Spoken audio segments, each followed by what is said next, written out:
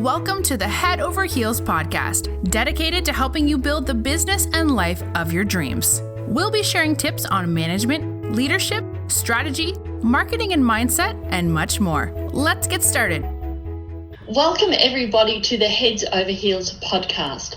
I'm your guest presenter today, and I'm interviewing Angela Sedran, the force behind Head Over Heels. A very warm welcome to you, Angela. Thank you, Kathy. Well, this is certainly a change from me being on the other side of the camera, but I'm really delighted to have you as our guest hostess or host today, and I thank you for doing this for me. Well, I thought it'd be lovely for all of the very many women that you help to know a little bit more about your story, like what's driven you to start Head Over Heels.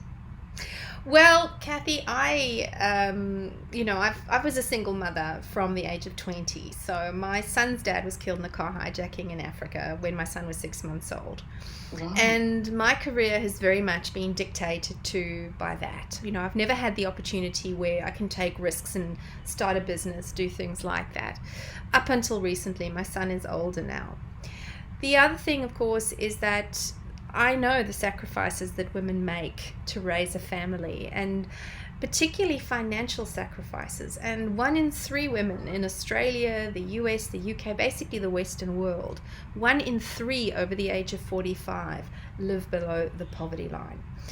So I started Heads Over Heels and my business, the Business Growth Accelerator, to help women pursue their passion, to help particularly female coaches and consultants pursue their passion and turn it into an income and a business that's going to give them the life they love. I talk about, $30,000 a month minimum, working 2.5 days a week to really build that life you love. Because I think, for me, I've worked with so many women who have gotten to their 40s and 50s and they think that they are financially secure in a relationship, and then for some reason the wool gets pulled out, or the rug gets pulled out from under their feet. I have one lady who, she ran a very successful marketing business, and her husband worked with her. It was her business. They decided to get divorced, so she essentially gave him all their assets as a couple and kept the business, but she didn't realize that he had never paid tax for the business. So she ended up having to declare bankruptcy. And when she first started working with me, because I also taught her to sell online, she said to me, if you hadn't taught me to do that, I wouldn't have been able to eat. Because she was literally here at the age of 55, sleeping on her father's couch in the retirement village. And there are so many stories like this. Plus, there are women like me who have ended up raising kids on their own. And it's just not possible to save money, particularly Australia is a very expensive country to live in. You're looking at slightly decent homes being $2 or $3 million. So what do we do to make a change in our lives? I've got another lady, she's 70. She said to me her business contract runs out in 2 years' time, and if they don't renew it, she's literally going to be homeless. And I am fighting that. I obviously work with women who want to take the bull by the horns and change their life and have the courage to try and build something. I can't obviously help women who don't. But the ones who have that courage, I really want to arm them with the business skills and the tools to become confident business women with a successful business. And listen, I just want to say, because I've just had a quick scan of your bio, which I didn't mention earlier, and I'll just pull out a few points from that, if I might, to let the audience know why you are actually the ideal person to do what you're doing, because you've got the runs on the board. So let me just tell you, everybody, about Angela. Okay. She's worked as a coach and trusted advisor and has helped dozens of businesses of all shapes and sizes across 5 continents to grow. She started her first business 10 years ago while she was working full-time in a corporate role. So she really gets that tension between, feeling shackled to corporate life, but wanting the freedom of growing your own business.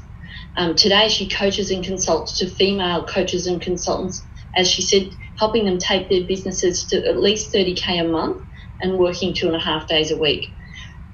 Truckloads of formal qualifications in accounting and economics, entrepreneurship mentor for the MBA program, at the UTS Business School in Australia. But I really love the dream you have, Angela. Can you talk to me about that? Your dream about the 1 million women. Look, as I said to you, the 1 million women, and yes, you are right. I do have 2 degrees, and unfortunately, they say the half-life of a degree is 7 years. So I'm not sure how much I remember of them, because I finished them well over 50, maybe a bit more years ago.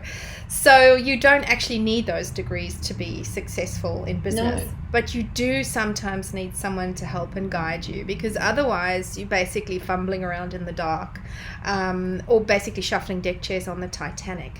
So going back to my life experiences and my dream, when my son was little, at the end of his first year of school, the teacher at one of the parent-teacher meetings said to me, look, he's not going to learn to read this year. I don't know why, but he's just not going to learn to read. And we figured out through the doctors that he'd gone deaf. He'd gone deaf over a period of 3 years, but he'd learned to lip read. And the other thing is, when he was looking at storybooks, when the kids are starting to learn to read, there's always pictures, so he'd kind of guess from the pictures what was going on. So they operated on him, but what I didn't realize is that from the ages of 3 to 6, there's a lot of developmental things going on in the brain around sound and putting sounds together. So he struggled with that for a number of years, and I had huge expenses in terms of speech therapy. He had to wear a hearing aid in class, which he hated. And his hearing was restored. I mean, he still switches off if there's a lot of ambient noise, and he doesn't like crowds because he can't focus. But my child's dream was always to become an engineer. And actually, I can feel myself tearing up a little bit about this. But he really struggled with reading and writing and spelling. And so I wanted to put him into a better school, in high school in particular, with remedial teaching, which I managed. It was expensive, but again, as a mother, you do anything for your child. And he's now in his 4th year of engineering. Oh. So he got through it. It was a big struggle. I had to get him extra tutors, you name it, particularly for the English. And the irony now is that with programs like Grammarly and Spell Checker, it's actually not a big deal anymore. Yeah. At the end of the day. But my goal was always to get this boy to the point where he could pursue his dream, but also have a decent home to live in. Unfortunately, it meant that I had to work very long hours, and he was alone a lot of the time. But what do you do as a parent? You sometimes have to make some choices. So I don't want other women to struggle like that. I don't want them to get to the point where they're in their 40s and going, oh my God, I'm going to be eating cornflakes and living in a caravan when I'm an older person. I've got a lady who lives downstairs from me here. I've known June for 15 years now, actually. She's well into her 80s, but she lives on a pension. And there are weeks where she says to me, look, I'm just having toast this week because I literally can't afford to buy any more food than that. And I don't want that for people. I really don't want that for women, because it is suffering. I know we live in the Western world, but the fact of the matter is this is still the case. Absolutely. And the more I can build my business, the more I can help these women, but then I can also get out there and do things for women in the slavery industry, the human trafficking, because that's another thing that just drives me insane. Yeah. But yes, that's right. The more successful we are, the more people we can help. Exactly. And for me, I really believe that women have the power to change the world, but we need to build our confidence, and we need to have a voice, find our voice, and really step up. And confidence is an issue many of us don't have. So when I work with women, my programs my coaching tends to be around the business systems, but the mindset and the leadership side of it as well. And I do have, processes to take women through that journey of self-discovery to get there. It's not a sort of a woo-woo. Many courses actually that I've noticed will talk about it, but then there's an initial 15-minute lesson where, now listen, you've got to have the mindset to do this. And then you never touch on it again throughout it. And that for me is something that's very lacking with a lot of coaching programs, particularly when it's a business focus. The other thing that I do is most of us have a particular skill in a particular area, and it tends to be where our passion lies and what we want to share with the world. Yes. The fact of the matter is, when you're starting a business, you have to think like a CEO, and there are certain skills that you have to build to get that business off the ground. You don't need to know every skill in depth. You don't have to become a digital marketing professional or, a tech whiz, but you do need to understand the basics of every step and at least build that first one yourself. And I'll teach you to do that. Because once the ball is rolling and you're bringing more income in, you can farm the guff out to other people, but at least you know what they should or shouldn't be doing and what they should or shouldn't be charging you at the end of the day. And that's really important. And I say this as well because I've been there. I've wasted money on particular things. The other thing I'm trying to help women with is really give them a big picture of the business. So yes, I work with coaches and consultants, and I help you build that business from inception to actually delivering it. But I try to give you a whole overview of it. So what I mean by that is a lot of coaches will have a course on digital marketing or how to run a business using meetup groups. That's fine. But most of us don't have those management skills. And I work with you and I coach you over a period of a year to build that as well in your business. So it's about the confidence and helping you become a smarter CEO of your own business so that you know this is the right product, this is exactly how I'm going to market it, these are the systems I'm using, and this is how I'm going to deliver it. So it's really a very holistic approach, it sounds like. So instead of people needing to get advice from a whole lot of different gurus, you actually can take them from, the thought to the full business. Is that right? To the full business. That's absolutely correct. Wow. So, there is obviously a very big lean on the marketing and the selling side of things because it's probably one of the best skills anybody can learn. And to be frank with you, we all think that's not me or I don't do that. But actually you do that in every part of your life. If you have to influence any human being, be it your spouse, your parent, your child, anyone, you kind of market and sell anyway. But that's a very important part. But essentially I have a 3-step process. So it's about it's about assessing your market and your business and yourself. And that's going to give you real clarity on the lay of the land, where you're at now. So the analogy I always use is if you're going to climb a mountain and you want to get to the top, you're not just going to walk to the bottom, put a blindfold on and hopefully stagger up, and sort of feel your way with a blindfold as to where you're going. You have to know what the terrain looks like, prepare, and then start making the ascent, at least to get to the first base camp. So that's very much about the research side of things. The second side is the design, and that's about, I know exactly what my market's problems are. I know what my competitors are doing, what the needs are out there, and what's going on in the world. Now I'm going to design a solution that's really going to help my customers. So it's the right solution because you know what they need. Then it's about putting the right marketing system, designing the right marketing and designing the right system. So the automation side of things as well. And that can be very scary for a lot of people, particularly if they don't have tech experience. So again, what I teach you is enough to get going. I'm not turning you into an expert, but once you are going, then you bring somebody in to do that, because nobody starts a business going, oh, I really want to do more automation, or I really want to do more of that. No, it's not the way it works. And then in terms of the delivery, it's about then saying, okay, everything's in place. I've had the clarity of knowing what it is I need to do. I've designed what I need to do. That's given me real focus in the business. I know what I'm saying yes to and what I'm saying no to. And now I'm going to execute like crazy to get the results and achieve. And that involves rolling out the marketing, selling the product, and then delivering and designing. And that includes, obviously, if you've got a system to do that, there's a bit of automation there too. But it gives you that big picture. And it gives you enough to start the business, get it going, and then bring the experts in when you need to. It's also about teaching you where you do need some expert help. So Facebook now is a little bit of a tricky platform in terms of advertising. And it's always risky because you are essentially entrusting your business on somebody else's platform. So the issue with them is that they can shut a lot of accounts. They can shut down a lot of groups like overnight like that. Yes. And they can be quite bloody minded about it too, just refusing to reinstate them. In fact, you mentioned the community group to me, trying to help the farmers, literally not selling anything, just a support group, shut them down like that. Yeah. So that is a risk in your business as well. And that's why I always say you should speak to experts in terms of your Facebook marketing.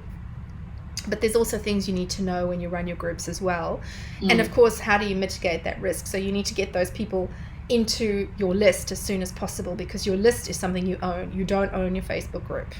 Yes, that's right. It's really important to remember.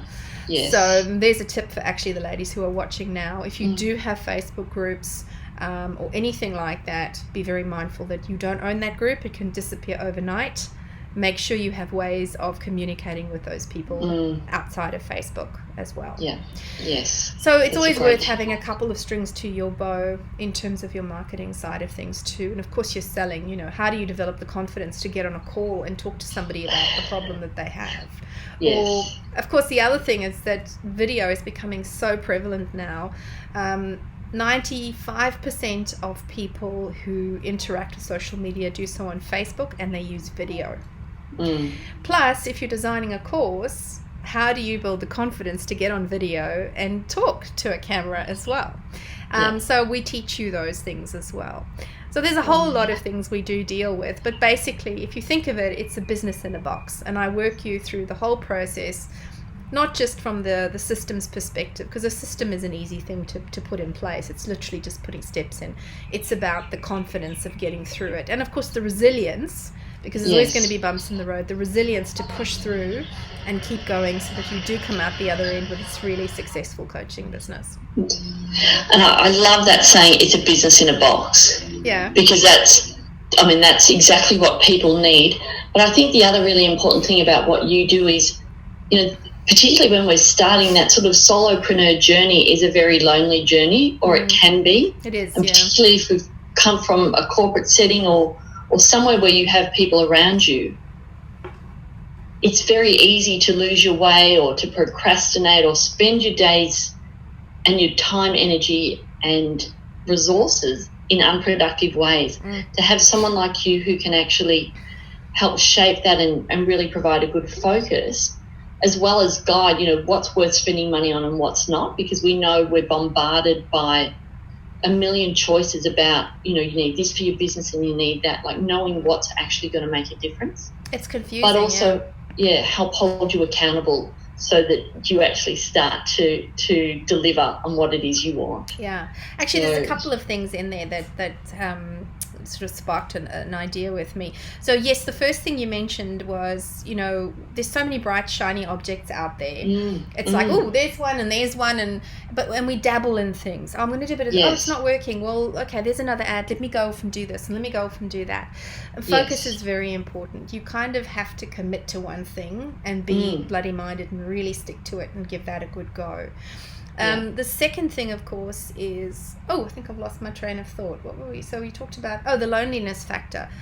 Yes, that is obviously another issue. And again, if you can try and do it on your own, and there will be people who can be successful at it. But, even Olympic athletes need coaches. I don't know of any successful gold medalist who doesn't have a coach to keep them on track and to keep them focused on the right things. And sometimes you just need someone to smack you around the head and say, hey, pull your head in, I know you're having a bad day, but let me put everything in perspective for you. Things are okay. Things will be okay. And I believe in you, because that F word, family, we love them, but they're not always the best in terms of supporting our dreams. They think, oh, she's a bit crazy. Even friends sometimes. Yes. I've had friends in the past where things come out and you think, was that actually a very supportive thing to say? Yeah. At the end of the day.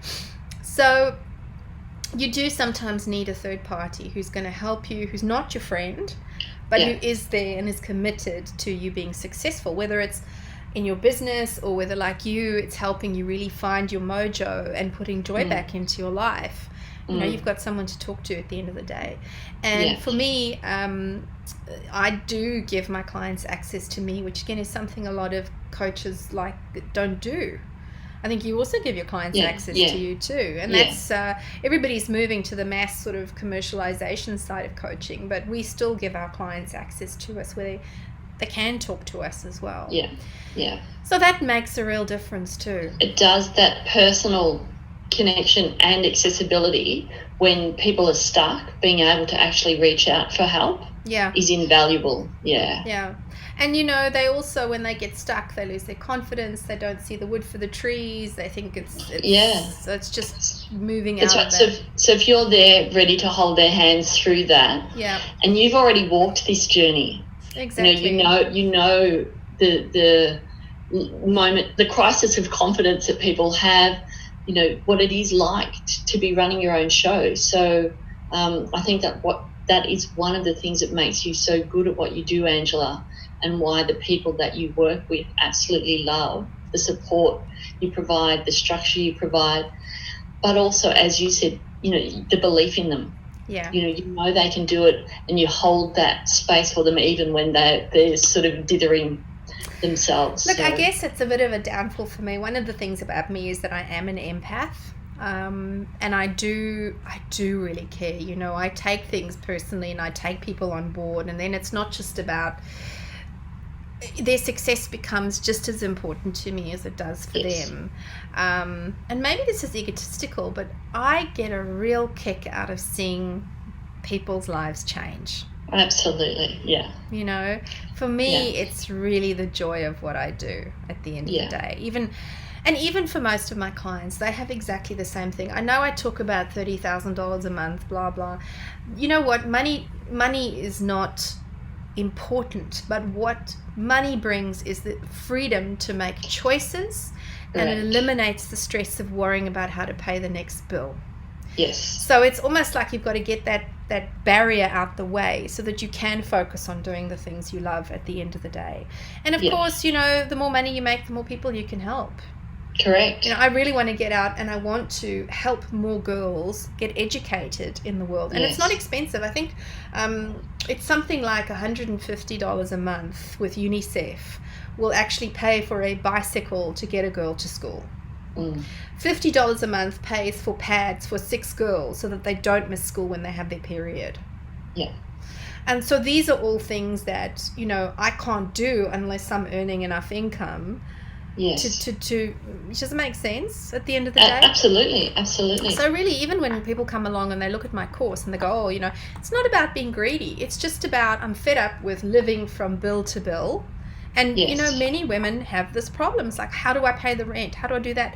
No, I want to take that all away so that you can focus on living a life you love and being passionate about what you do and feeling confident and good at what you do.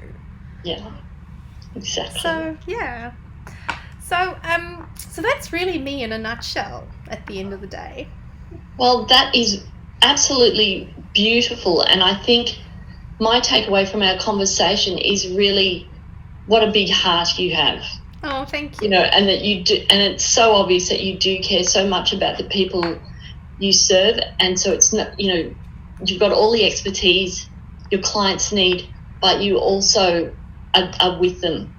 You want their success as much as they want, and you have a beautiful heart, Angela. Yeah. So thank you for sharing all of that with us today. Well, thank you. It's been a pleasure having you as a guest on Heads Over Heels. Thank you so much, Kathy. And it's been unusual talking about myself. I always find it a bit confronting having to talk about myself. I'm happy to ask other people questions, but you know, you always as a woman think, ooh, am I being too showy or no? So this is where confidence comes in. So thank you so much for interviewing me. I really appreciate it.